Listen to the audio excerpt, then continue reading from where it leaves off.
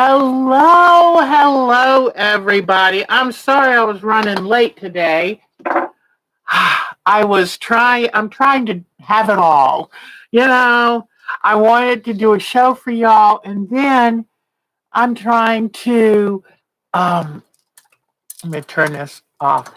I want to have a little Easter picnic later, and I figured if we go later in the afternoon, early evening, then we can avoid crowds because I have a feeling there are a lot of people out doing a little Easter, trying to get the camera all set. Boy, you can tell when I'm not ready on time.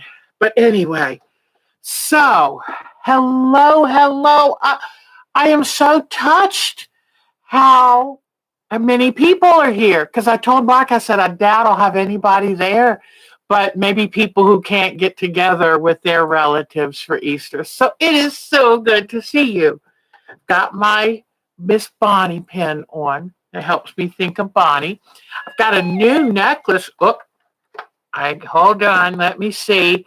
I wonder if Susan is this coming from Susan? Oh, no, it's coming from somebody else. I keep my cell phone handy because Miss Susan tells me if there's a problem. So, and it is so good to see all of you. Oh, yeah, there she goes. Not me. Oh, this is wonderful. Look at this. No, I've got some good things to show you stuff, but oh my gosh, I've got a headache. Yesterday I had another migraine. What's that about? And you know what? I said, I can't just sit around. I'm trying to design two quilt patterns for our Thursday night art quilt, and I'll show you some stuff that I'm doing on those. And if you're waiting for a copy of your Gate and Flowers quilt, it's coming. I just had to redo the thing because I'll show you the picture in a minute. I have it around here somewhere, and but I realized it's supposed to be a city skyline, and I really want a gate there, so I'm doing it on EQ8. And honestly, I haven't been designing quilts lately, and I tend to forget how to do things. So I'm gonna work on it. But this morning, happy Easter, everyone. And I love the Easter bunny and I love Easter eggs. I love Reese eggs. Oh my gosh. Christmas and Easter are the best times of the year if you love Reese's peanut butter cups because then they make those eggs that are delicious. So Mark and I last night when we were eating dinner, oh, you like my egg quilt? Yes, I'm supposed to show y'all that. Thank you. And then, oh, you can't even see. I put my butterfly quilt hanging up there because I thought I want to look a little spring-like today. It had been chilly the last couple days. Today it's going to be 73. So Kathy Klein is here. Oh, it is so good to see all of you. I'm very touched. There's Pat. Wow. That's wonderful. Everybody's getting work done. There is Miss Nadine. Needle turn applique. Oh, I'm impressed. Miss Nadine has been doing a whole lot of handwork lately, and she's very good at it. So I'll start out today showing you, yes, I finished this. And what had happened with three of the strips, and I like telling you this stuff because you know what? It happens to all of us, but you've got to be careful. Okay, getting ready to open, because, I take the strips and you sew them into loops, and then you decide where to open that loop to hang it up. Well, let's say this green, I knew it had to be the top one. And see right here? Well, do you cut it loose here or do you cut it loose here? Depending on where you cut it loose, your strip can be upside down. So just be really careful. Turn that strip, lay it there, really look at it good. But I'm going to scoot back so I can show you how this came out. And this is quite a table runner. So here it is. And it's all done, and it's got the binding on it. And I thought this was cute. When I was putting my binding on today, I thought of Nadine because I did my first successful machine binding. One of the reasons I don't like it is because you can see where the stitch is, and it kind of, you know, it just is not as neat and tidy as hand doing. But I didn't have time, and this is a table runner. So, but I really like it. I think it's going to be great for spring. And so it is done. Yay. I can scratch this off my list. So I tell you what, this is going to be the year of celebrating completions, celebrating getting it done. So I'm very excited. You might wonder where my cowl is. Well, my cowl, I finished all the quilting on it. Then I did the binding, sewed the back part on by hand, and it's now with my daughter Katie. And you know what made me feel good is she called me and wanted to tell me how much the quilt meant to her. That's why we do this, isn't it? I mean, so we talked about the county fairs that she used to enter. I remember Kathy Klein was a 4-H'er, and I think FFA too. But we talked about it, and she saw all the little things that I wrote into the quilt with my long arm sewing machine. And she said, I can't believe you quilted a little ring and sheep waiting by the fence and me in there showing my sheep. So it's fun. It's fun. And now she'll have something special to remember. I didn't put a label on the back, because I was really in a hurry to get it to her. But I'm going to probably go see them middle of May, and I'll take a label, and while I'm there, I'll hand stitch it on the back because it's really important. These quilts that we know are going to mean something, it's really nice to put that good label on them. Pat was in FFA for sewing. That's wonderful. I love the 4-H program. And for some of y'all who might not know, FHA, Future Homemakers of America, and then it was FFA, Future Farmers of America. And these all, I think they're somehow related to the 4-H clubs. And Nadine, that's a club for American children. It was started like for farming or rural children. And the 4-H's were heart, head, hands, and maybe honor, something like that. But it was started as a kind of group that you did things, you created, you learned how to be a part of the community. So it was kind of nice.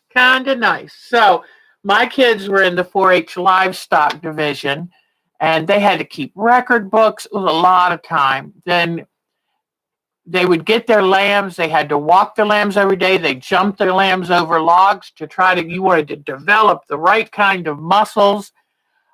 Oh no, the pig ate your flower, or cow ate your flowers. Oh gosh, I tell you what, that is amazing. Oh, you're welcome, sweetheart.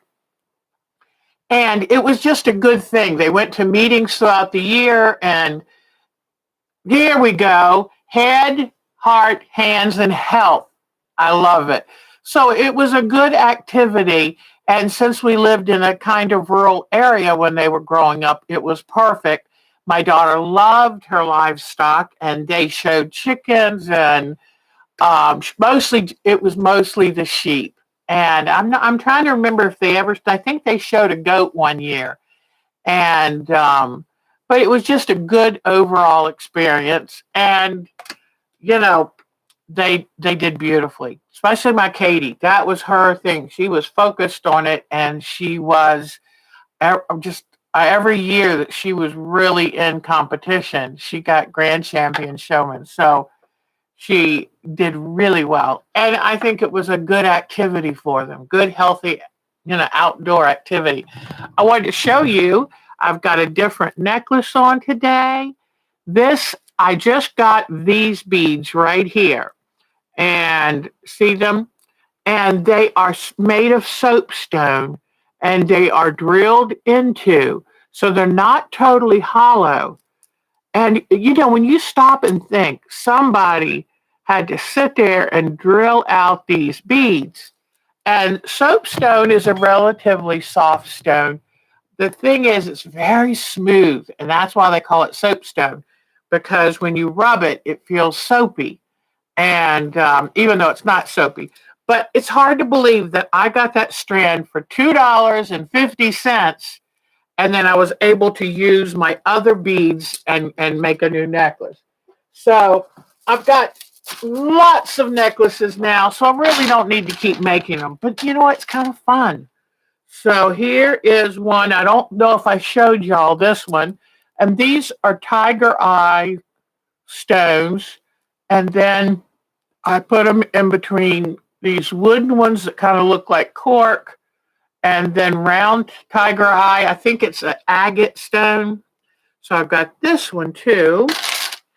Then I just got, well, I don't know, I might have shown y'all this one. I did these out of polymer clay, not Mark's favorite, but you know, if I'm wearing something black and want to have a little flash on, that's good. So let me see. My latest one is the other day, Joann Fabrics. That's cute, Laura. Joann Fabrics had a sale on some of the beads, and I saw these peppermint beads, these starlight beads. I said, oh, I've got to have those. And I already had these white ones from a prior necklace I made, and I didn't like the white ones, so I saved them. So here is Michelle Lang is here. Now, I didn't think I'd see my Michelle because I thought she'd be with the grandkids, but maybe they're having a little break. But I can't wait till Christmas when I can wear this one. So, and I've got a couple little beads coming. Wait till you see one of them. Think of Bargello. And by the time, hopefully by next week, I'll have those beads and have it made, and I'll show you. So, oh, I know, don't those starlight mints look realistic? So that is fun. And I'm blown away to see so many people here. Thank you so much. It's so nice. So the other night, if you were unlucky enough to watch my Art Quilt Thursday, I decided to show you how to hand do ribbon flowers. Now, Miss Susan could show you this because I do believe, if I remember, she does silk ribbon embroidery. So here is, it's almost finished. Here is there's the mountains, then all the way down, and I took yarns and stuff and did all kinds of flowers.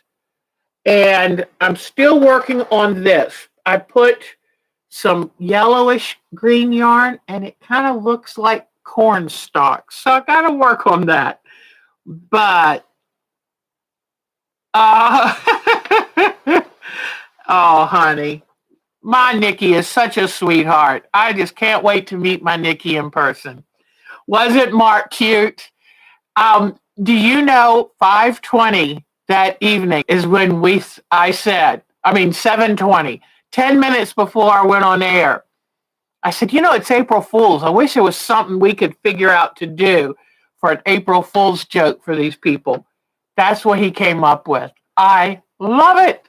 So I told him we could do a YouTube show where we're old farts coming on to complain about things. So, but anyway, so here it is. So then I got my crewel work needle, and I talked all about the different kinds of ribbons to use. And I talked about how I tried some silk ribbon, but silk ribbon, besides being expensive, is so delicate. Here it is. It just doesn't hold up to the rest of the quilt. Those cheap yarns are just way overpowered, delicate little silk ribbon. Yeah, he said he forgot to say, They get you to water it and put the seed down. He forgot to say, put the fertilizer down, and you cut it and you turn around, you got to cut it all over again. So he said, I forgot to say fertilizer. I said, I think they got the gist. That was so cute. So, oh, happy nephew, baby boy. Nephew's baby boy. So that is so cute. Yeah, he called it the tool shed. And it tickled me that he could come up with that quickly. So isn't that wonderful for Laura's family having a brand new baby? So anyway, so I decided I'm going to show y'all how to do ribbon embroidery. Well, there is, I don't know how many layers of fabric. You've got the background, you've got the interfacing. Then you've got all these fabrics converging. It would have taken a bulldozer to get the crewel work, which has a big eye on it, to get the crewel work needle to go through it. So I kept trying. I even got out my, now I forgot what these are called. But I mean, I was trying just about everything. Could not get that needle to go through, even with the best advice. So I said, okay, I have to think of another plan. So I'll show you what I came up with. And I decided that not to use the silk. Whoops, it would help if I pointed it towards it. I decided not to use the silk ribbon because it's so delicate. So what I've done is I've just taken all different ways. I've just taken, you're right. I didn't stop and think that poor baby was born on April Fool's Day. Oh boy. So, but anyway, like I will try to twist and, this can kind of twist and decide. Some of them I cut the looped ends, and so then I can try to twist these into like a daisy shape. And then I did some sweet little things like that, and I can adjust these a certain amount. But I just sat there and did all of these by hand. And some was just going back and forth. But then I found that if I twisted the ribbon, each time I sewed through it, gave it a really pretty little look. And then here is a bunch of yellow ribbon that I stitched up. So, and here's another one where I cut the end and I can take and swish it. And then what I'm going to do is sew it down by sewing machine. And so anyway, so I did all of these, and I probably need to do some more. I'd like to get some orange and some red to do some, I was looking at what colors wildflowers come in. Then I made these loops. And what I'm going to do with these is stitch them at the bottom, cut the top, and I've got long leaves or stems or whatever. So anyway, what I've done this by hand. Then I will take, and I've got glue on my fingers. I've been getting things ready. But I will take these and stitch them by machine. I will have to use my wooden stiletto because trying to push these and hold them in the right place to sew on. I like a bamboo skewer because if the needle hits it, it's less likely to damage the machine and break the needle. So if I used a metal stiletto, I have a feeling I would make a mess. So let me pull the camera over here. But these are going to go all in this area. And I'll figure out where and how and all of that. So it's not quite finished, but I hope by Thursday to have it quilted. Have it completely finished and quilted and show you how I do a picture frame binding. I wish I had put that in a better place. Polly! I wanted to show you I've got my granddog here this weekend and I wanted to show you. But anyway, I wanted you to be able to see my Easter runner. I think I made that last year. I forget. So, all right. I showed you the Polly. Where's Polly? Oh, she's probably upstairs. And remind me before we go, I want to show you this quilt right here with the applique border. I think it's gorgeous together. So I will show you that. All right. Today, our little technique of the day is going to be applique and the different forms of applique. So I was getting that ready before you came. Also, I was going to tell you I haven't even begun to use these for that quilt, so I will be doing that. All right. So let me get all of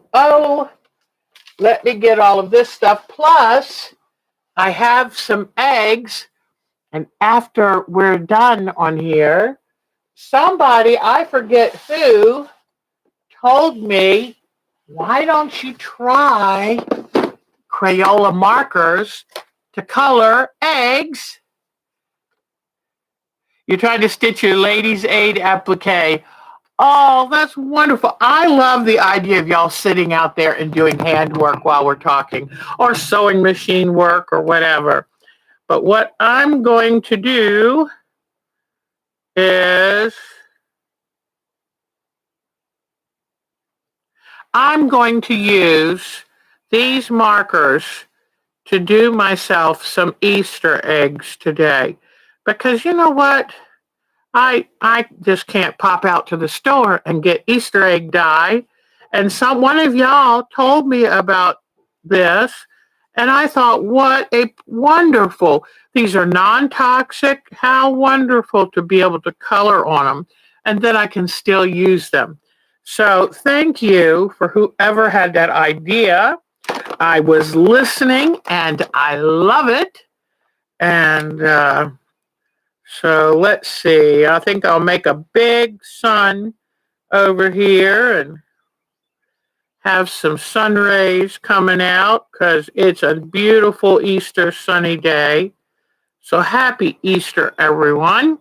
All right. So I will be finishing these after the show. So thank you very much. All right. And I've got some washable markers, just nice, easy stuff that I can just play with them, sit them in a bowl on the table. I was thinking about Easter past. Oh, this is going to start to sound like a Christmas carol. But what kind of memories do you have from Easter that were your favorite? I was thinking today about I was born and raised in the Norfolk, Virginia Beach, Virginia area. And for Easter for years, we would take a big Easter picnic and we would take a ferry across the James River to Jamestown. And there were parks over there, and we would have a picnic and then ride the ferry back over and drive home. And you know what? I loved that. That was one of my favorite memories. Easter egg hunts and flying kites. Yes, I do remember flying kites as we got older. Oh, so do you have any good memories?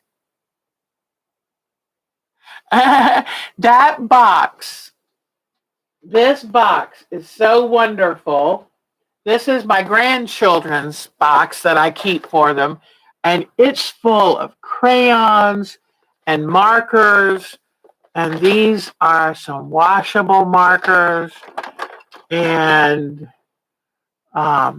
watercolor paints and a bunch of colored pencils.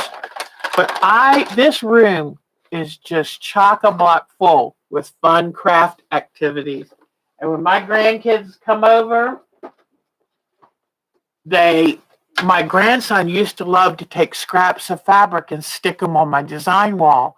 And I have a design wall that I made on the closet in the hallway down there. What I did is I mixed up liquid starch with some water and used a roller and painted it on the closet doors. Then rubbed on flannel, and it made a design wall. And that way, when I go to sell the house, all I have to do is pull it off, wash the starch off the door, and you'll never know it's there. So I learned that ages ago on a home decorating show where they were always taking fabric and starching it, putting, with the liquid starch, rolling it, and then putting the fabric on the wall instead of wallpaper. So you had so much fun. Nadine had so much fun with her grandma and grandpa. Oh, I know. You know what? I got a little sad today. I think it's because I can't be with my kids, and I'm kind of sad. I sent them all little Easter GIFs, gifts, through the telephone. Thank God for electronic means of keeping up with everyone. But yeah, decorate. Oh, the zoo. Oh my gosh. Yes, we had a zoo, and sometimes we'd go over there and do Easter egg hunts. I love that. Spending time with mom and dad and hunting for eggs. I used to, with my kids, I would get the plastic eggs and put coins in most of them with a couple jelly beans or something. And then I would get the big plastic eggs, and they had dollar bills in them. And boy, that was so much fun. I think like 80 eggs we would hide out in the yard. So I'm looking what else to see what y'all did. I mean, it's just, there were some fun, that's why I think Christmas and Easter are my favorite. I had some of the better memories, the best memories from those two. But I loved all the family friends, and any relatives that could come would get together. Riding a ferry is so much fun. I miss living closer to the water because I grew up right on the coast, and I kind of miss that, all the bridges and the ferries and tunnels. Didn't like the tunnels. Tunnels kind of scared me. But anyway, if you have any more Easter stories you want to share, I love reading I know, isn't it hard to have an Easter without? Oh, thank you. That's what I told Mark. I really wanted to do a show today because there's a lot of us that can't be with the grandkids, can't be with family, sisters, all of that. Xander has been a great help to you this week and so much fun. And I'm so glad that you appreciated what I said about you being a grandmother because, Pat, you are something else. You are the best grandma.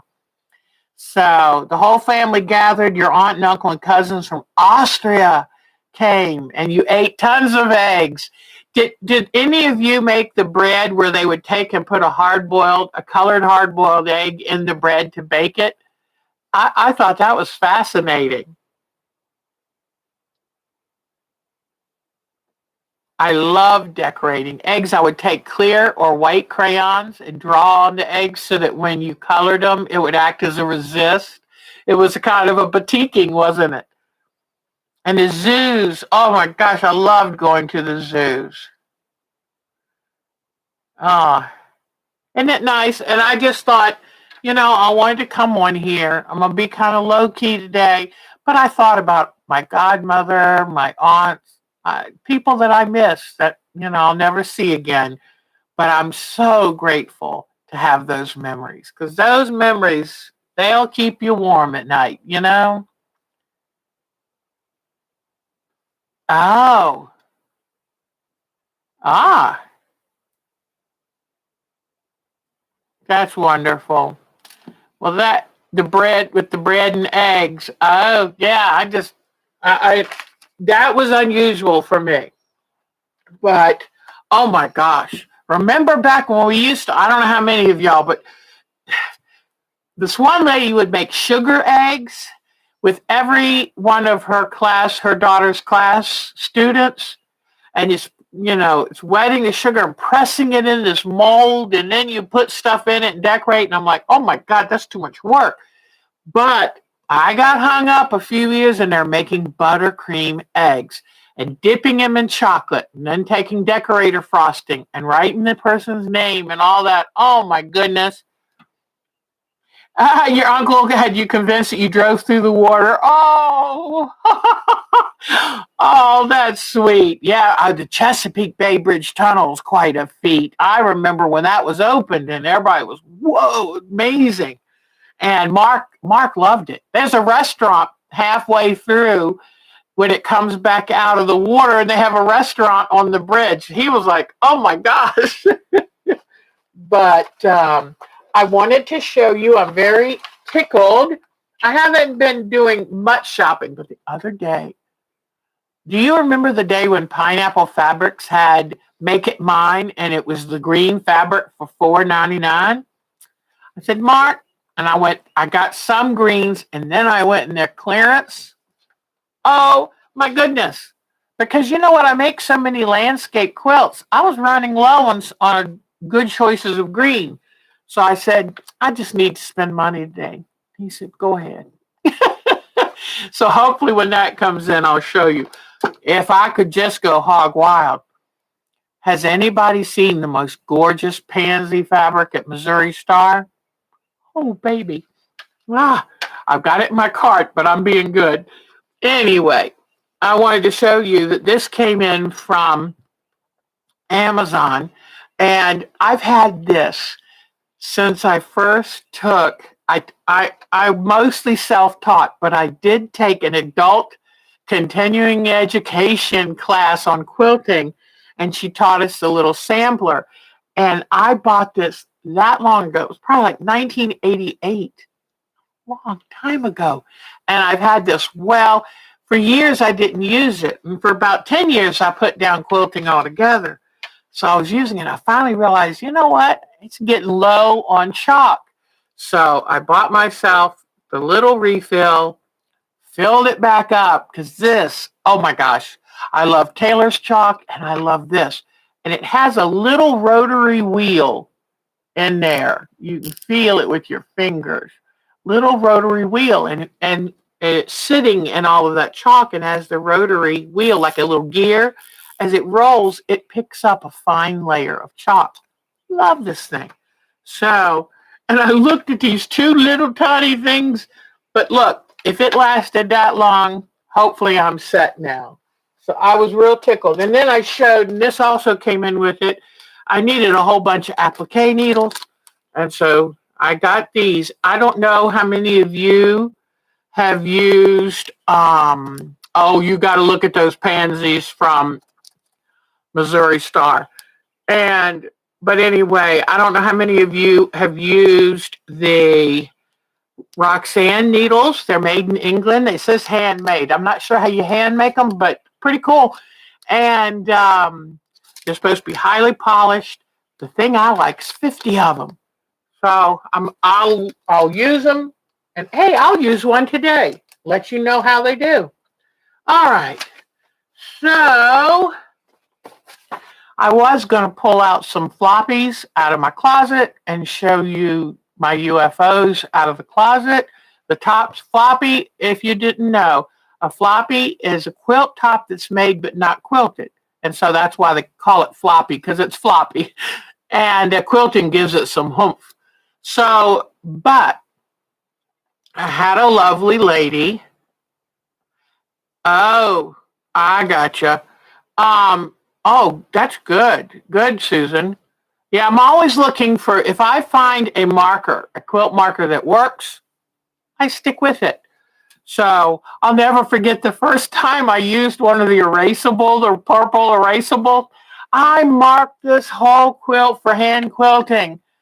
And of course, being Deb, and I was busy raising kids, I put it away for a month, went to pull it back out. All my markings were gone.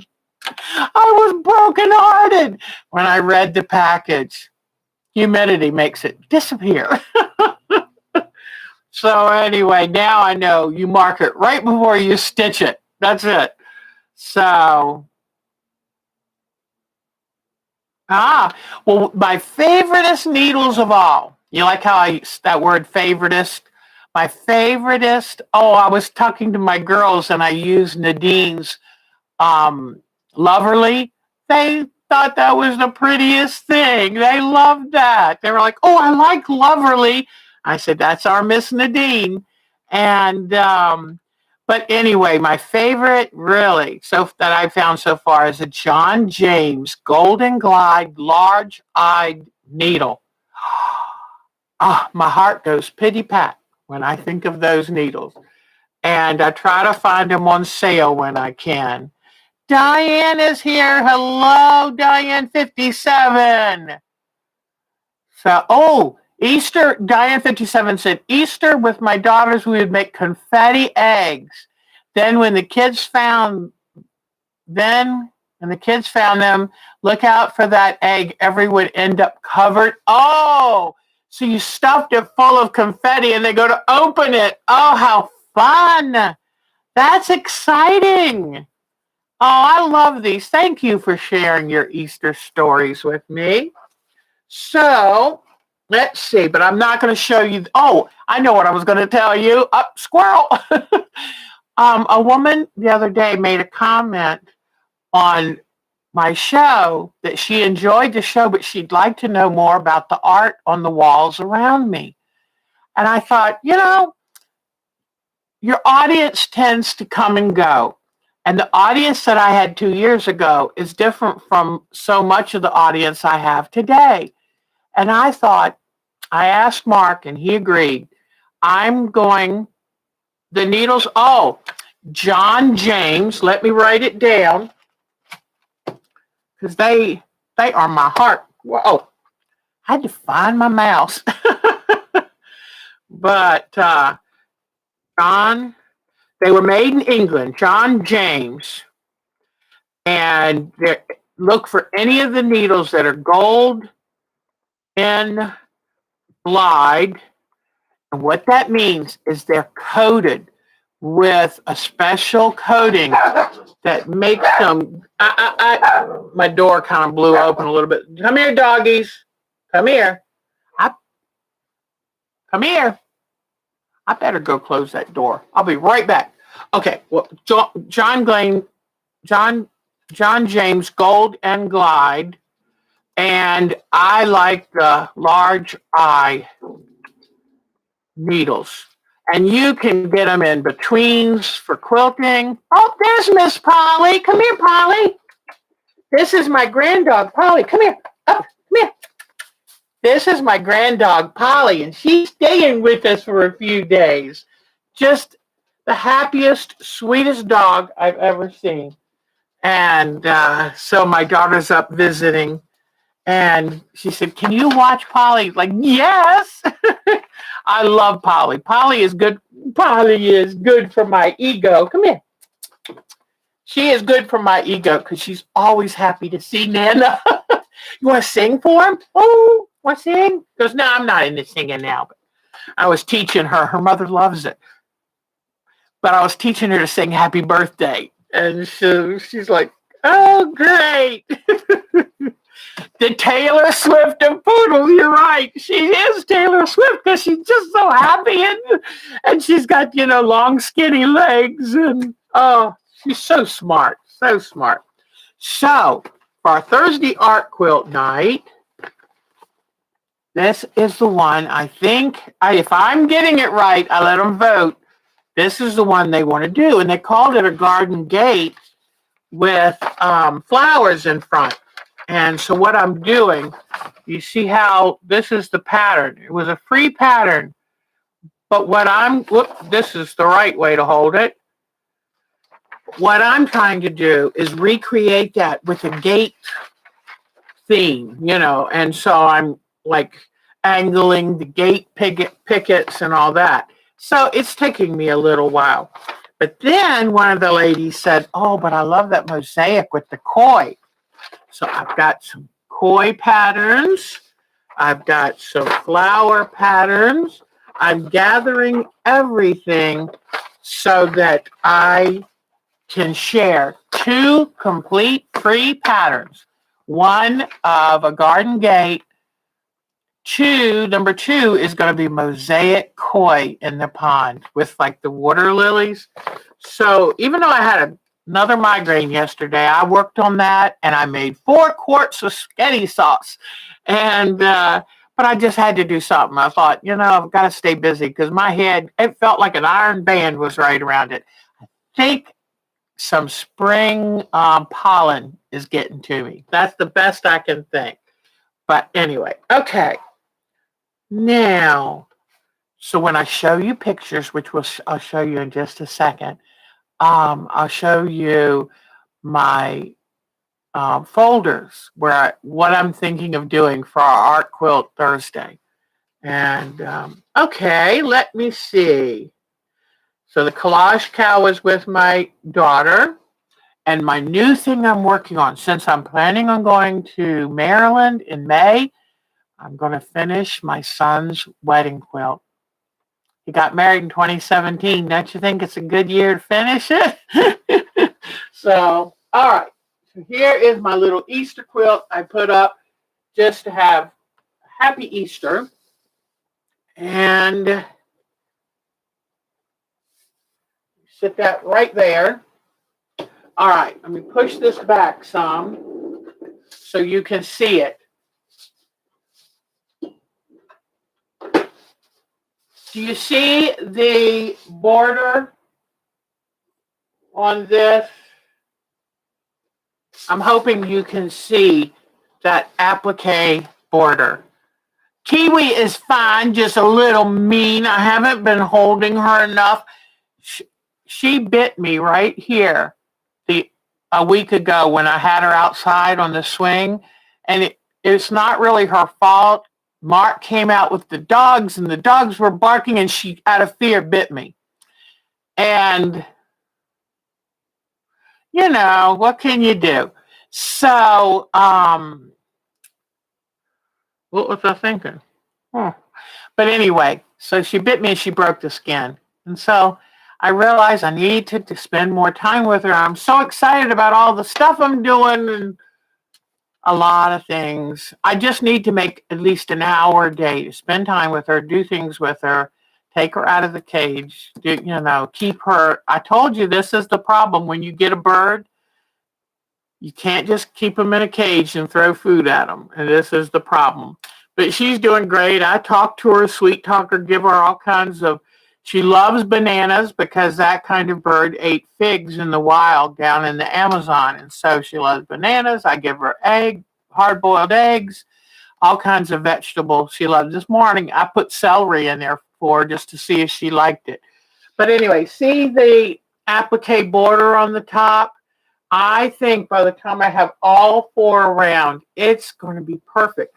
Mark said, it just looks a little odd because the quilt's geometric and the applique border is flower. And I said, that's the point. With whether you're quilting or what, people love now combining the hard edges of geometric with the soft flowing edges of applique. So I think that's gorgeous. And I want to find that purple pinkish, some more of that to do the binding with, because I love the pink purple around the binding tool star. I love the pink purple, then the border, and having the fine little small binding of the pink purple. I don't know. What do you think? So I love that. And I taught this. I have made 3 of these, and I taught this. It's called the Binding Tool Star. And have you ever seen the binding tool? It's like a rectangle, but one end has a 45-degree angle. It's supposed to help you make binding tool. Well, this is what we use to make this. And if you go to Missouri Star Quilts, they have a tutorial. It's called Binding Tool Star. Okay? Whoops. But it's my favorite traditional quilt. Oops, hold on. It's called the Binding Tool Star, and it's at Missouri Star Quilting, who Michelle Lang got me in love with, and now I love them. So Binding Tool Star, you can get the binding tool ruler for less than $10, And it's great for 2.5-inch strips, or you can cut your own strips. But these colors are just wow. And I got excited, and I'm so happy that I'm going back and finishing UFOs, because if not, I would have I had forgotten about this. And this is gorgeous. So, and that gets me excited. All those colors, and it was an easy quilt to make, I promise you, and just love it. So if enough of you wanted to do it, we could do a quilt along and work on it. So you just let me know, because I try not to pressure. I know people have their own busy lives, and some people are buying little farms and working full time, and and so I don't push. So anyway, all right. Well, let's look at your photos, and then I will show you. I've got 4 different ways to do applique, and I'm going to actually show it to you. All right. So let's look at your photos first. All right. Diane 57 wants to do it. I tell you what, it's easy to do. I have done one. I'll have to show you a picture. My daughter has it on her living room. It's always been on her wall since I made it. And then I have another one with a white background and pastel colors. So I'll get that out too. And that way, if I show you and a picture of my daughters, I'll show you. And I think it's a quilt well worth doing. All righty, here we go. All right, let's look at. Hopefully, I'm still there and you can still see me. And yeah, I would say Susan's a wee bit busy, but we've got time. Don't worry, everybody. We'll do it when it's right for most of you. But I would gladly do a week by week teaching you lessons. We're going to come to Miss Alexis. Last night, I spent some time going to the website and looking. Now, let me see. I'm going to have to let me see if I can bring this much bigger. This one's a little dark, but I just wanted you to see it. It's one of her new embroideries that she's doing. And I know it's hard to see it too very well, but it's worth seeing. To just the care and the precision she uses is pretty darn special. Okay, then her next one. And this is the one where she did a zillion French knots. So by now she's a French knot expert. And she loves these kind of figures. And I love how you can take any passion or hobby and turn it into artwork. So I think she's a very talented gal. Well, we miss you, Alexis, although she's popped in and out a couple times lately. I know she's busy. Then Miss Betty, and one more shot at her Mountain Meadows quilt. Oh, you know what? I did it again. I was supposed to find, oh, I have got to find, it's on here, but it's in a different form. And let me see. Oh, poo. Nope, not that. It's on here, but it's in a different form. But now, once I open the folder, I can't find. If I could click on all files, I would be able to show her new one. But I will find it before next week. Then here is her nighttime landscape. I am just in awe of this. I think she has done such an extraordinary job. And who would have thought of a nighttime landscape? That's gorgeous. Okay, let's see who's next. Miss Bonnie. Miss Bonnie's the last picture I know of. She's gotten 5 rows done of this. And this is really nice. And she's doing a row by row quilt. Love her her colors and fabrics. Way to go, Miss Bonnie. And then I'm sure she's gotten more done by now. And this is some red work she was working on by hand. I think when her back bothers her much, then she'll switch to this. Beautiful, beautiful, Miss Bonnie. And I love how so many of you have multiple hobbies. Like you don't do just one thing. And I love that. You know, life is too short. And my gosh, Susan Smith had me. It's a good, well, I need to start wearing Depends if I keep reading Susan's jokes. Look at this funny thing. Finishing my current project, or, a new pattern, which is the perfect squirrel kind of thing. And looking, and I think it's so cute how they took this incident of a car at the last minute saying, I've got to get off the interstate, and put that with it. And Miss Cheryl sent that to us, and I laughed so hard. And then I read, Susan said, this cracked me up. I didn't think that they would be able to trace a rental car. Oh my gosh. Hey, dogs. Hey, hush. Let me go close that door because they're going to keep barking out the door. Get back.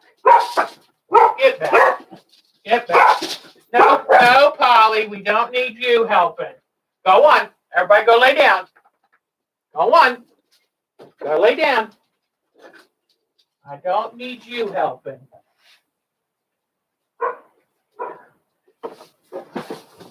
She wants to protect everything. But isn't that cute? And then so Susan said, I didn't think they could trace a rental car. And oh my God, I was cracking up. She just tickles me to no end. So now let's see who. I don't think I have just a couple things to show you.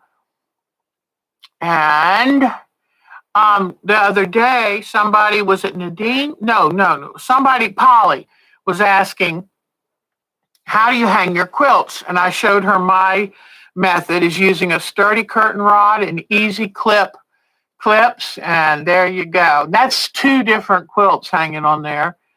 Then my daughter, who's up visiting her brother, sent pictures of Russell and what he's got. She must have brought him a balancing bike, which is a bike that's made that they push with their feet, but it starts teaching them balance so that it makes it easy when they are old enough to ride a regular bike.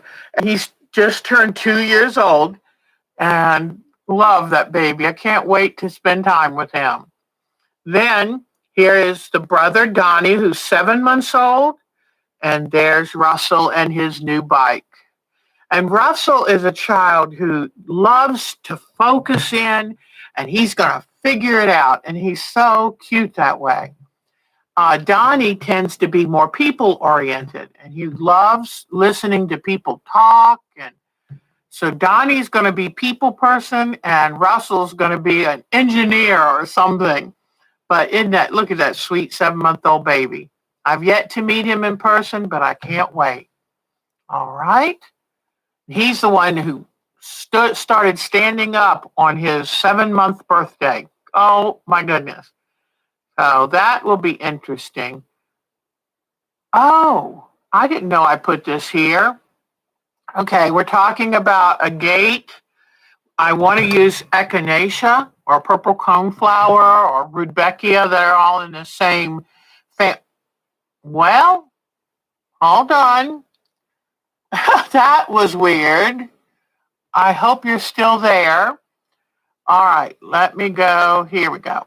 All right. I don't know what I hit funny, but I want something a little bit similar to this, but a little different. I'm going to have the gate arch up like this. And then, but I love how on these flowers, and this would be like the echinacea, the rudbeckia. I love the way the petals go down, and I love the heads on the flowers, so it gives you a lot of opportunities to do beading or, whatever. How can you make the little cones, the little centers on those flowers? let me see. So I started gathering things like, do we want to have a hummingbird on our gate? Wouldn't that be beautiful? So I just save pictures. I just peruse, save pictures. I find different types. Look at this. They've even got like fabric with writing on it. How cool. And it all works. And look at the butterfly. So this is my idea folder for it. I've got tons of pictures of the purple coneflower because I'm going to, when I make this pattern up, it's going to have the gate background. Pardon me, this pollen's getting to me. The gate background, and I'm going to have all the flowers so that when you sit down to do it, you just supply the fabric and I'll show you how to do it. So I'm making sure, gathering up all the different things. Here's a darker purple coneflower that I thought was interesting. So I've decided to do some of the yellow coneflowers or rudbeckias and then the purple coneflower. But then I found a free pattern for a butterfly. And you could use this and do one of the thread painting butterflies or use this and just find fabric to put in. So I'm going to show you how to do that. And I think I'd like this garden gate to be a little more stained glass looking. So I'm also working on that. But I've got 2 free patterns of hummingbirds that I will include in there too. So this is going to be a lot of fun. I'm glad the ladies chose this. All right, so now somewhere else I have the rest of this, but let's go back and see what else you have. Miss Dolores, I love her mountain meadow. Love, love, love it. I'm hoping to see her finish on that because she's so talented. Then let's go to Miss Diana Wright. She's gotten a lot done on her Quilt of Valor, her latest. Let me enlarge it so you can see it. Beautiful work, beautiful work. I love that. Okay, and then I didn't get a chance to go through everywhere and get rid of some of the, whoops, now see, why is that popping up? That's not good. Okay, this should come up. And then I will try, I got a gremlin in my computer. I love this quilt and she's auditioning fabrics. I guess for the back of it. Beautiful, beautiful.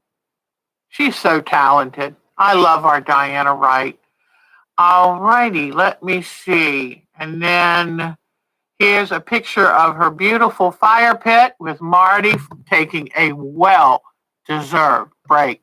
Can you imagine how nice it must be at their house today? They'll be swimming in that pool before long. So then, I love it. She wanted this red to be the right red for a quilt she's working on. So she does a trick that I bet you some of y'all might remember, and that's where you take tea bags and you dye the fabric to dull it down just a little bit to get that perfect color. I used to do this with under things. If like when I got married, I had an ivory colored dress, and my undergarments, I used tea bags to dye them to match the ivory colored dress. Tea bags are a wonderful way of dyeing something. Okay. Then she got some happy mail. She got an order in. I'm wondering, was that her Easter present or just something she ordered? But that looks fun. That looks fun. And one more picture of Marty while he's working on that wonderful fire pit grill. Talented fellow, talented. Okay, now let's see who else we have. And don't worry if I skip over a couple things because, like I say, I haven't been able to go through and thin some of the photos you've already seen. Diane 57 did this beautiful stars and stripes. Beautiful. Let's see. Can't Resist Miss Jody and her Elsa Lancaster. Did I get it right? Bride of Frankenstein. Just amazing. All right, let's see. Linda McCullum. Here is her gorgeous landscape. She really has taken time to put fabric in to really look reflective. That is gorgeous. Beautiful work. All right, I think you've seen most of the rest of this, but it's always nice to see this one more time. She's a true artist. I love those. All right, now let's see. And one more time to show Marsha's cute little spring green crocheted bag. Love that, Miss Marsha. Love it. Okay, close this down. All right, let's see. Miss Nadine, let's see what we've got. Oh, yes. She finished her most beautiful pineapple quilt. Isn't that gorgeous? Her quilting is beautiful. Way to go. Here's one of the blocks close up. Just lovely. And look how pretty her feathers are that she's quilting. I just love how smooth and pretty they are. Way to go. All right. Then she started doing some handwork.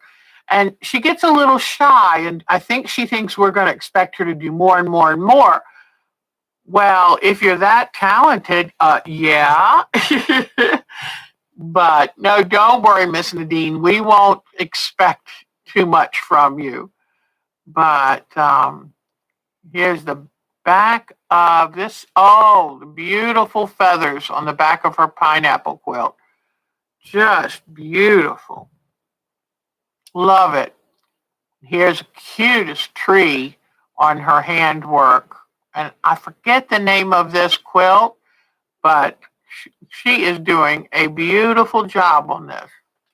Love it. Can't even see her stitches. Can't even see. Amazing. All right, here's another shot of that handwork. Let me get this up here nice and big so you can enjoy it.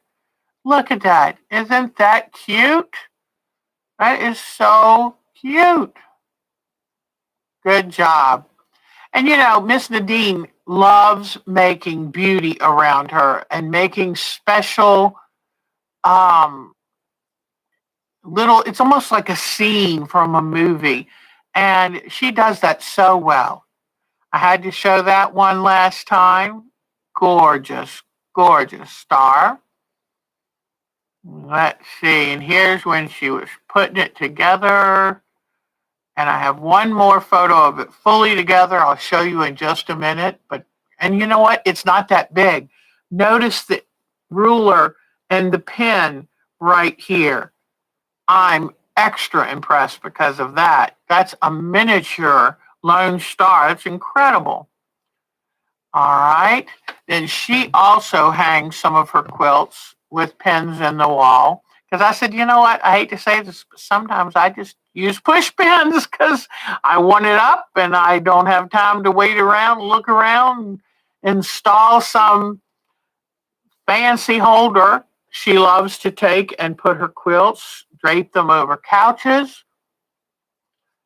Vignettes. That's a word that describes how Miss Nadine loves to stage her home. Sweet vignettes. I love that word. Oh, and this one, let me see if I can rotate this one. Pink, pink, pink. Look at this. Isn't that cute?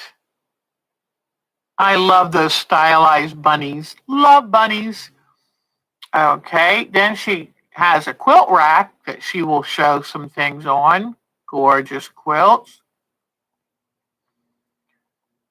And here's the back of a different sofa. But we call those sofas or couches. Some people call them divans. And here is her Lone Star quilt fully put together. Still notice the size of that pin. Notice it's on a board and count the inches. This is incredible. Incredible. So she's a real quilter now, let me tell you. She's got such talent. All right. And these were some books from her that she had gotten. She was happy with. Thank you, Miss Nadine. That was lovely. Whoops. What in the world just showed up in her? Hold on. Something crazy happened. I'll remember. This is not supposed to be in there. Put that back there. Okay. My computer, I don't know if it's because my finger is wandering or if I've got a gremlin today. And there is Thatcher, I believe, and having such a fun time with Grandma. They wanted to go to the Ripley's aquarium, and he is having so much fun. And she found this cute shirt, flamingo and Grandma, like a normal grandma, but more awesome.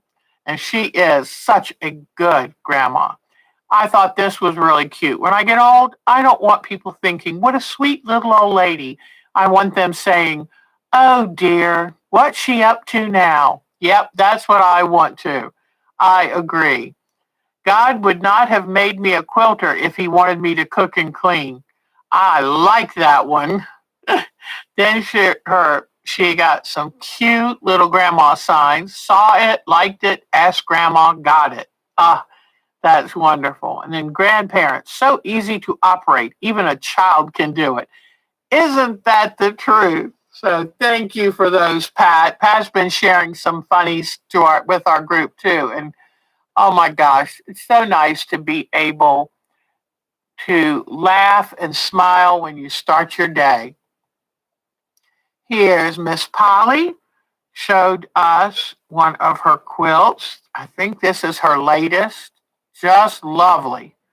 Just lovely. Way to go.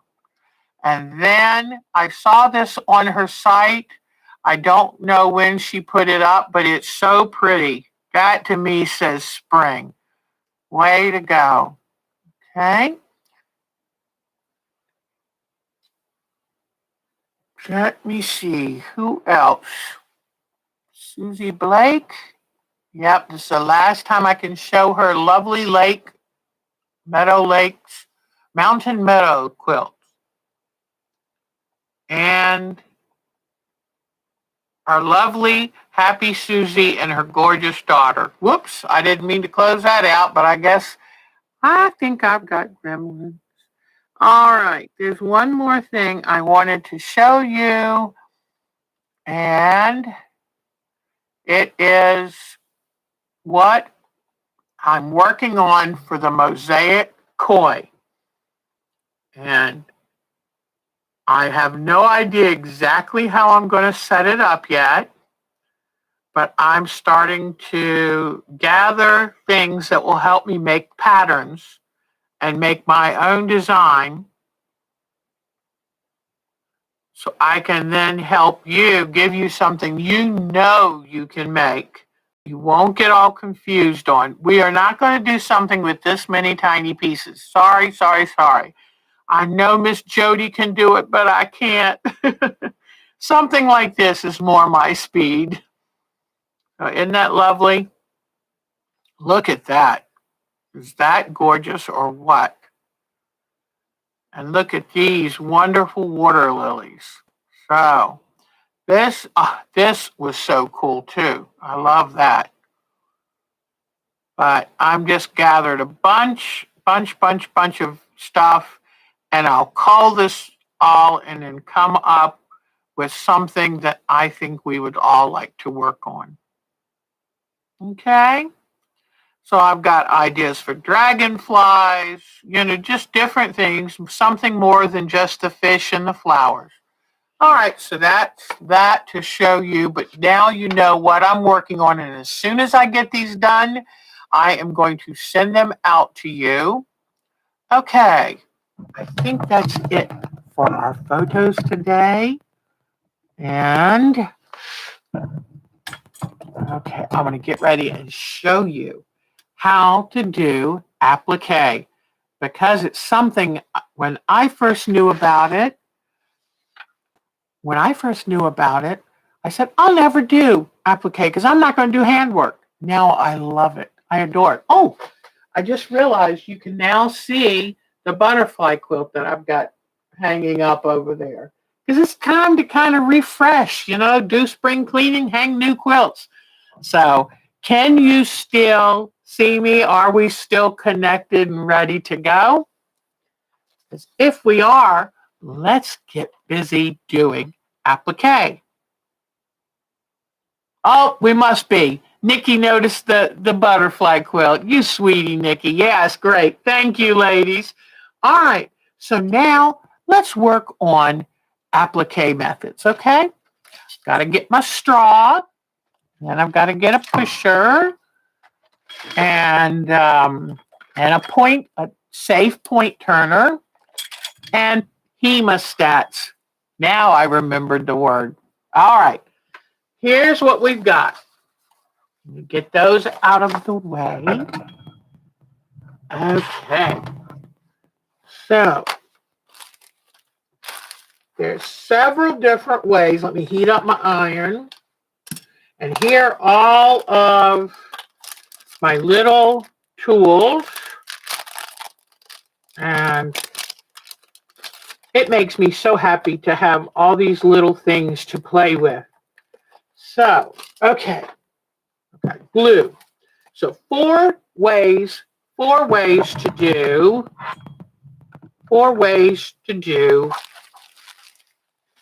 applique. All right. One way is to do raw edged applique. So this, see, I've just sewn it down, and I used black thread so you could see. But this also is a fun way to give it a slight whimsical, cartoonish look to it too. Then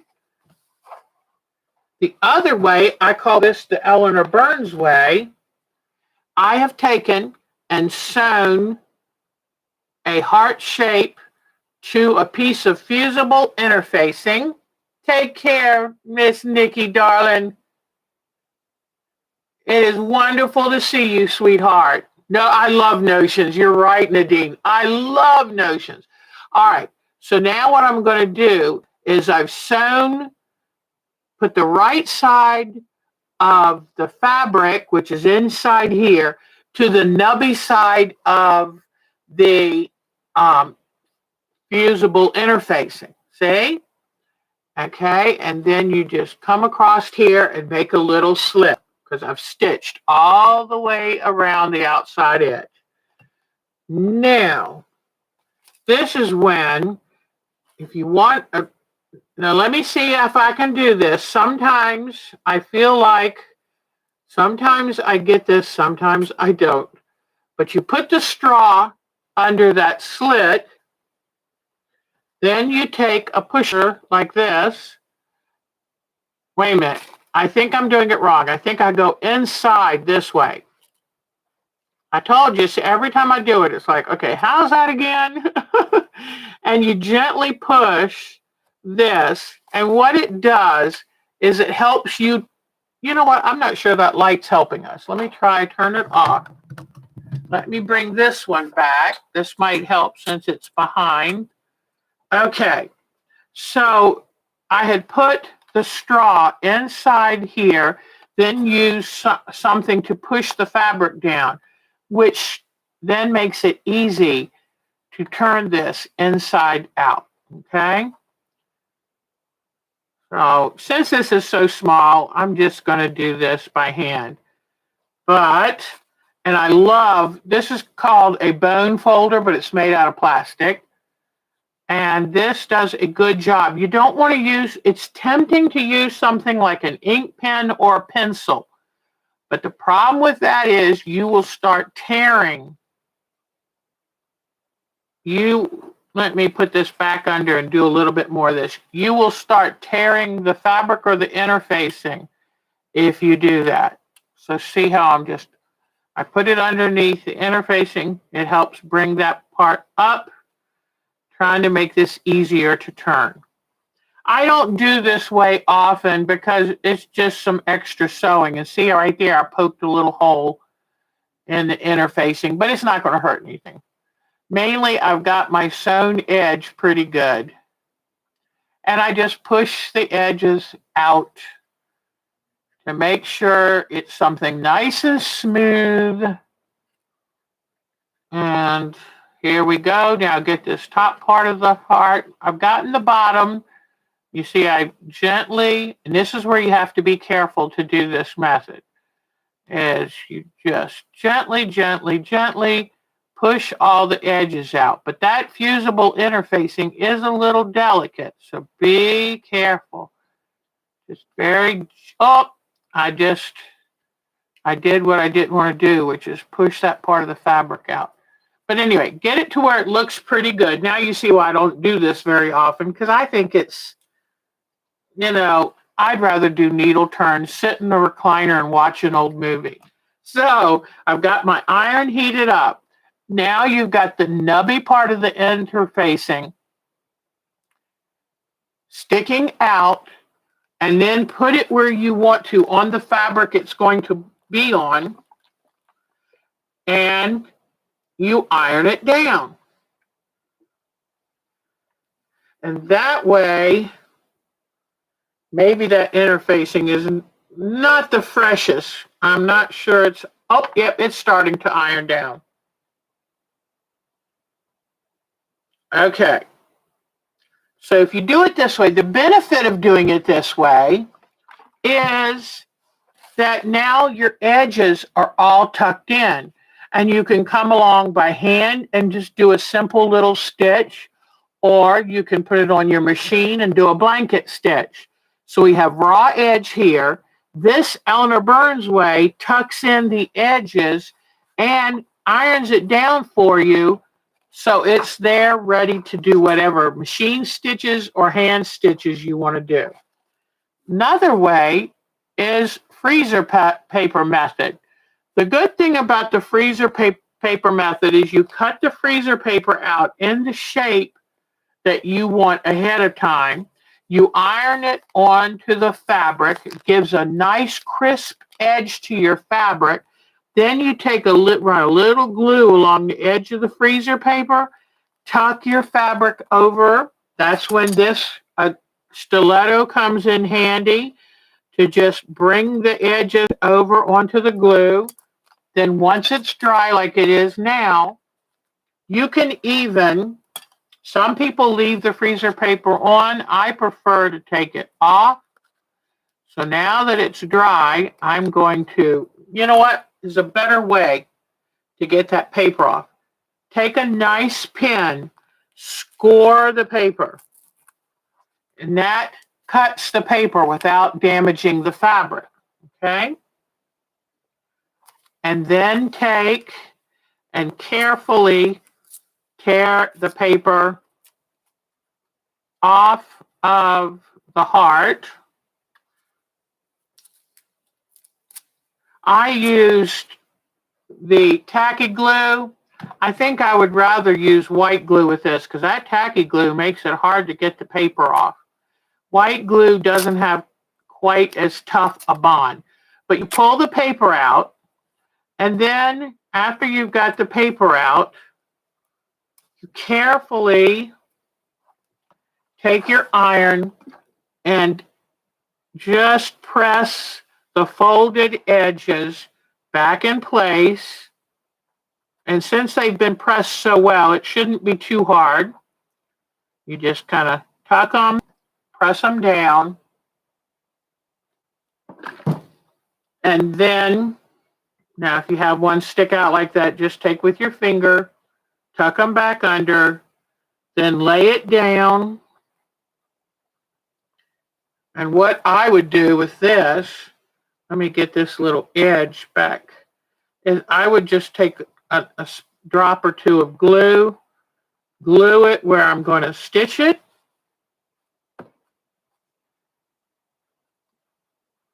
I'm having a little bit of a hard time getting that one edge to lay back under like that. I did not leave enough. I was trying to cut this out of the fabric without losing the other hearts. So I didn't leave. I would leave an 1/8 or up to 1/4 of an inch around the heart. But now you get the idea, and now it's there. And the freezer paper, since you're cutting out the freezer paper in whatever shape, like let's say you're going to do a moon. So when you draw it, the freezer paper method gives a very controlled, straight, smooth edge when you're working with applique. So that's one of the, oh, those applique sticks are wonderful, aren't they? Yes.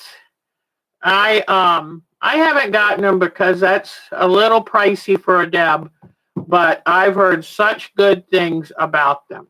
Let me clean off my glue here. Don't make the mistake of putting the lid back on when it's that messy, because then, oh my goodness, you'll have a problem ever getting that lid back off. All right, now here is the fourth method that I'm going to show you tonight, and that is needle turn, okay? So here is my silk thread. I've got, you can use beeswax, or you can use a silicone thread coating. I've got my thimble. And now let me see if I can open up. I should be able to. I've never opened one of these, so let me try this again. Oh, come on. Well, oh, I see. You tilt it to the side. Okay. Oh, goodness gracious. This is hard to open. Maybe it's sealed and I don't realize. Let me see. Okay. There we go. I'm going to take out one of these. Whoops, come on. All right. They're tiny. Oh, my goodness. Now I know why you get 50 of them. They are very tiny. That might have been my big problem. Goodness. All right. So let me thread this.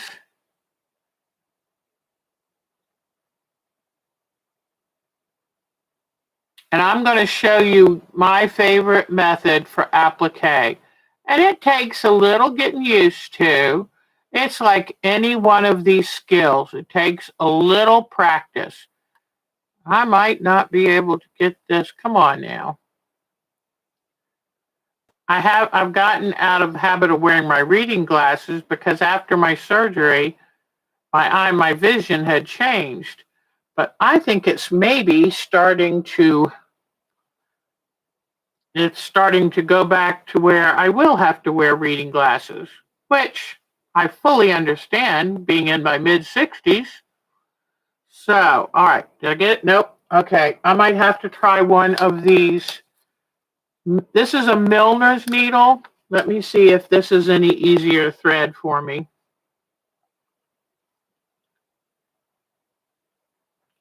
All right, here we go. Let's see.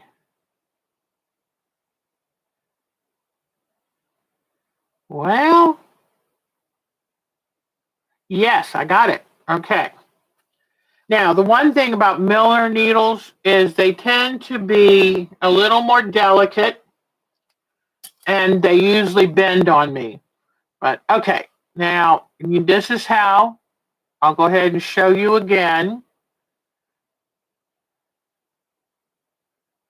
Oh, yes. Freezer paper is very usable. The plastic coating can be ironed down to the fabric and reused about 8 times until it loses its ability to stick. But I just take, since this is silk, I run it around a few times.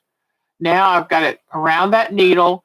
I take this hand and grab the needle over all of those loops, those wraps.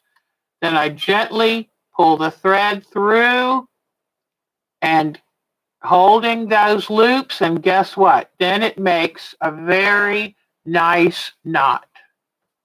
Okay, so now I'm going to get my thimble on just in case I need it. I don't think so because I'm not working with very difficult fabric.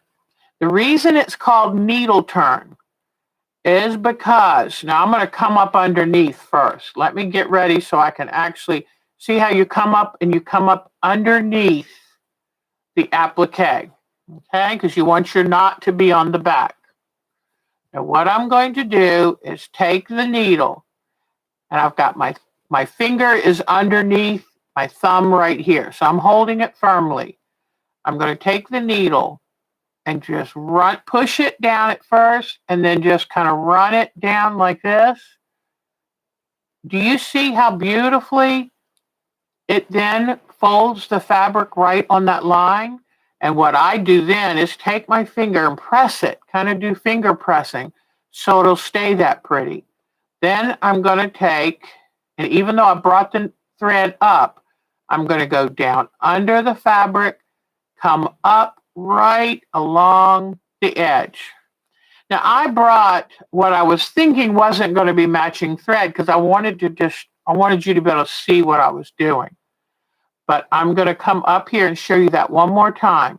You just take this needle, you push under, tuck under that seam allowance. See that? Then you just pull the fabric in between your fingers because your fingers are kind of holding it. You pull it down and run it down the fabric like that until it looks just where you want it folded. Then take your fingers, press them together, give it a little nice press, and it will hold that. Okay? So you run your needle, tuck it under.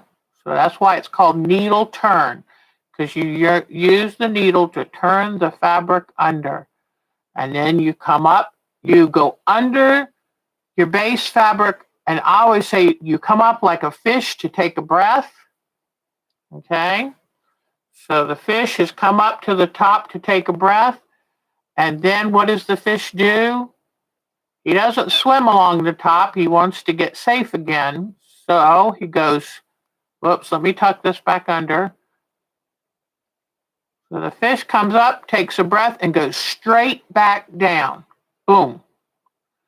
And then come back up just a little bit further down the way. All right? So I'm going to keep doing that to show you again. So I should have left more to turn under, but you just take and you kind of tuck it and pull the needle along.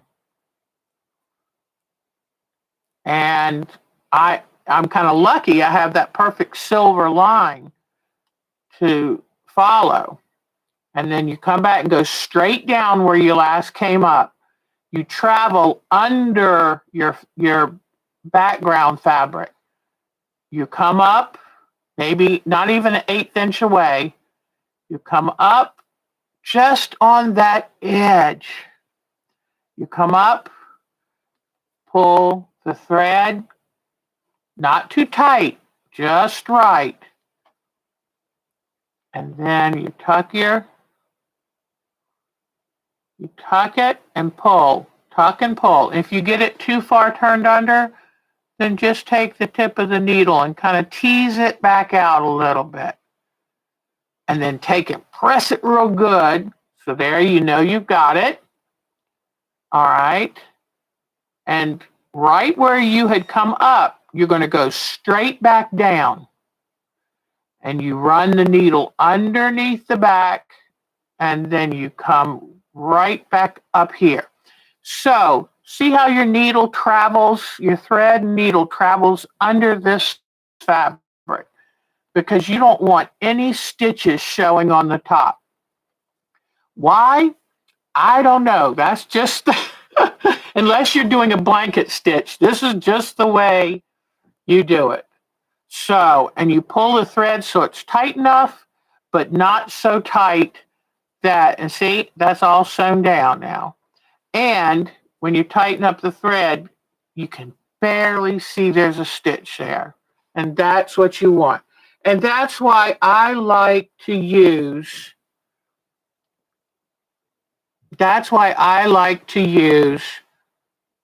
silk thread. So I just pulled my thread out of my needle, but I'm hoping I showed you enough, but it's called needle turn because it's really lucky how once you tuck in that little bit with the needle, you hold your fingers close up.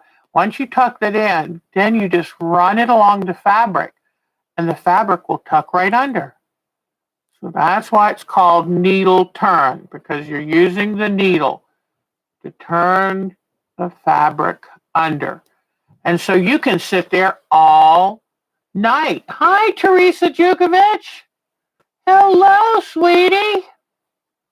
So you see now? And so the main thing is a lot of people like freezer paper because they feel like it gives them a crisper edge. Yeah, but I don't like all that finicky little stuff of trying to glue the edge over. And also, by using this method, I have put just a couple drops of glue in this under the center. I've left the edges free because if you put glue near the edges, it is really, really, really hard to do that sewing through it. But sometimes if I get tired of doing the needle turn, I'll just come along with my finger, turn it and press, turn it and press. And you can always do it this way. So it's really pretty easy. Where the practice comes in, when I first started doing needle turn, I didn't get very smooth edges on my design. And because I wasn't really good at it yet, but that just comes with time. So it just comes with time. But then what you're wanting is a nice, smooth edge and no stitches showing. So now, here you go. You have, oh, there's my needle. I lose needles too easily, so I try, but here, this is needle turn. This is raw edge with a sewing machine. This is the Eleanor Burns with interfacing, press down, waiting for you to machine stitch or hand stitch. And this is the freezer paper method. So those are 4 ways that now, don't forget, you can also use just regular fusible, and it would have to be a 2-sided fusible like Steam and Seam 2 that you can put on the back of the fabric. Then you put this down and you fuse it. But you have to figure out, how do you turn the edges under, or do you want the edges to be raw? So those are the little questions. Take care, Miss Diane. We're all ready to go too. I think I've got a ham, hopefully, about done cooking upstairs. So, and I made a nice honey glaze with brown sugar and Dijon mustard and some orange marmalade jelly. Oh, that's a great idea, Susan. Bonnie is so good at that kind of stuff. She is good. You are welcome. And I will hopefully next week, on this Thursday, people who want a pattern who have written to me, I will send out the pattern for the gate. Might take me a little touch longer to do the mosaic because that's going to be a little more complex, but I'm trying to keep them a smaller size and not quite so busy. So it was so good to spend this Easter with you. I'm going to get outside and get some sun on my shoulders. And I've got my potato salad. It's cooling off. I'm going to go mix my mayonnaise in it and be ready. And then I'm going to make some deviled eggs. And that's always yummy. So I hope you have a nice Easter afternoon or evening. Thank you for spending this time with me. It really does my heart good because, we miss being with the kids and the grandkids. By next Easter, we'll be with them, won't we? Take good care of yourself. Susan, thank you so much for being here. I'm so lucky. And thank Nikki because it just brings in so much sweetness to the group. So thank you all. Have a great rest of your Easter, okay? And I will see you soon. Bye-bye. Thank you all so much. You are the best. Take good care. Bye, guys. You're the best. Happy Easter. Thank you for coming by. Bye-bye, darlings.